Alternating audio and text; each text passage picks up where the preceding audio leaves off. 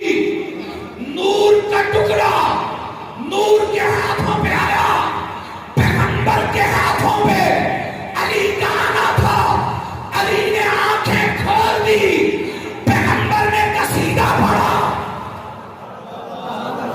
ابھی قصیدے سنائیں گے، یہ میرا بھائی چھوٹا قصیدے سنائے گا، اور بھی قصیدے سنائیں گے۔ ایک قصیدہ وہ ہے جو دنیا کا ذاکر سناتا ہے، ایک قصیدہ وہ ہے جو پیغمبر نے پڑھا۔ اچھا مجھے پتا ہے کہ جو قصیدے یہ سنائیں گے اس پہ آپ جھوم جھوم کے آئیں گے، تو اٹھ اٹھ کے آئیں گے۔ جو قصیدہ پیغمبر نے پڑھا علی کا، وہ کیا قصیدہ تھا؟ جب پیغمبر کے ہاتھوں پہ علی نے آنکھیں کھول دی، علی کی آنکھیں کھولنی تھی، پیغمبر نے اپنی زبان علی کے منہ میں دے دی اور ایک قصیدہ پڑھا، خصنی بالنظر یا علی، خصنی بالنظر وخصصتہ للعلم، علی تو نے دیکھنے کے لیے میرا انتخاب کیا، میں نے اپنے علم کے لیے تیرا انتخاب کیا۔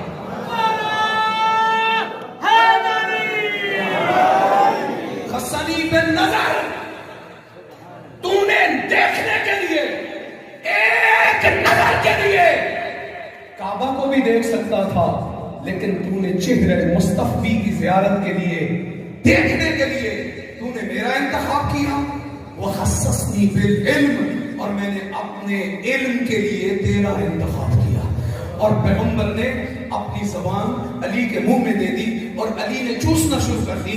علامہ ذیشان حیدر جوادی لکھنؤ کے عالم دین ہے، وہ کہتے ہیں چسانے والا نبی تھا، چوسنے والا علی تھا، نبی چسا رہا تھا، رسول چسا رہا تھا، علی چوس رہے تھے، خدا کی قسم چوس رہے تھے۔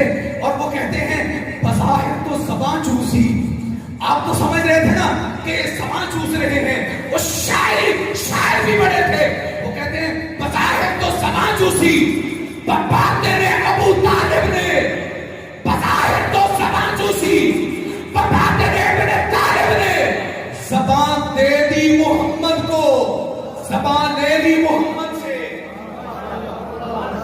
تم تو اللہ اکبر،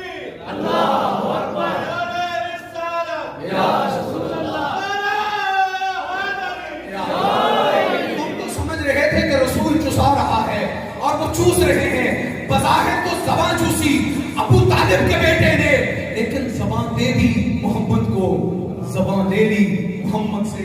خدا کی قسم یہ زبان نہیں چوس رہے تھے، یہ علم لدنی کا علم، یہ قرآن کا علم، یہ تاریخ کا علم، یہ حدیث کا علم، یہ فقہ کا علم، یہ صرف نحو کا علم، یہ کائنات کے علوم جو پیغمبر کے پاس تھے، یہ منتقل ہو رہے تھے علی کے اندر۔ اور یہی وجہ ہے میرے استاد بزرگوار حضرت آیت اللہ علامہ حافظ سید ریاض حسین نجفی وہ قبلہ فرماتے ہیں، یہی وجہ ہے کہ علی نے پیغمبر کے ہاتھوں پر یہ کہا تھا، اے پیغمبر یا رسول اللہ توریت سناؤ،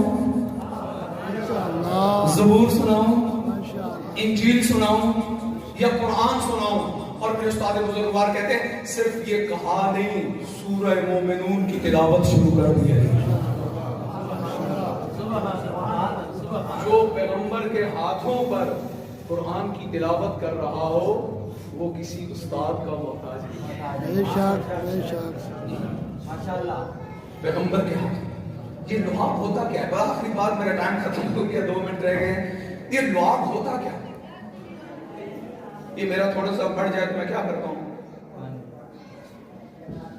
تھوک نہیں سکتا پانی، کیونکہ مقدس جگہ ہے۔ تھوڑا سا یہ جسم کی فاضل رطوبت ہے، تھوڑی سی بڑھ جائے نا تو انسان پھینک دیتا ہے۔ خدا کی قسم امام علی نقی علیہ السلام راوی ہیں ابو ہاشم، کہتے میں امام کی خدمت میں بیٹھا تھا، امام کے سامنے ایک ہندی آیا اور ہندی میں باتیں کرنا شروع کی، امام اس کا جواب دیتے تھے۔ ابو ہاشم کہتا میں پریشان ہو گیا کہ امام ہندی بھی جانتے ہیں؟ کچھ محفل میں بیٹھنے والے ایسے بھی ہوتے ہیں جو اس حد تک ان کو معرفت امامت ہے کہ امام ہندی بھی جانتے ہیں.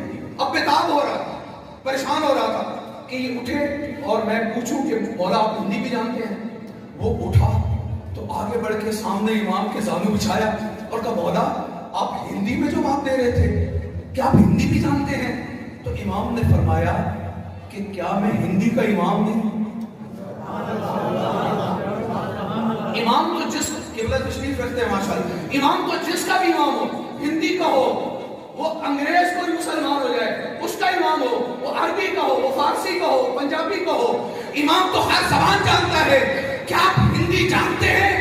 امام نے کہا ابو ہاشم یہ ٹھیکری اٹھا کے مجھے دے. ٹھیکری اب ببری جڑی چیزیں قیمے دی ہو ٹبے تے ڈھیر ساری پئی ہوندی ہے, ایک ببری ایک ٹھیکری اٹھا کے مجھے دے. ابو ہاشم نے ٹھیکری اٹھا کے دی, امام نے اپنے منہ میں رکھی, لعاب لگایا اور ابو ہاشم کو دی. ابو ہاشم کہتا ہے میں نے امام کے لعاب سے لگی ہوئی وہ ٹھیکری اپنے منہ میں رکھ لی. کہتا ہے منہ میں رکھنا تھا 70 زبانوں کا عالم بن گیا.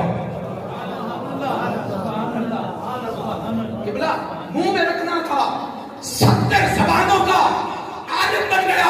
مجھے کہنے دو یہ لعاب دہنے امامت کا اثر تھا کہ 70 زبانوں کا عالم بن گیا. اگر چسانے والا نبی ہو اور چوسنے والا علی ہو.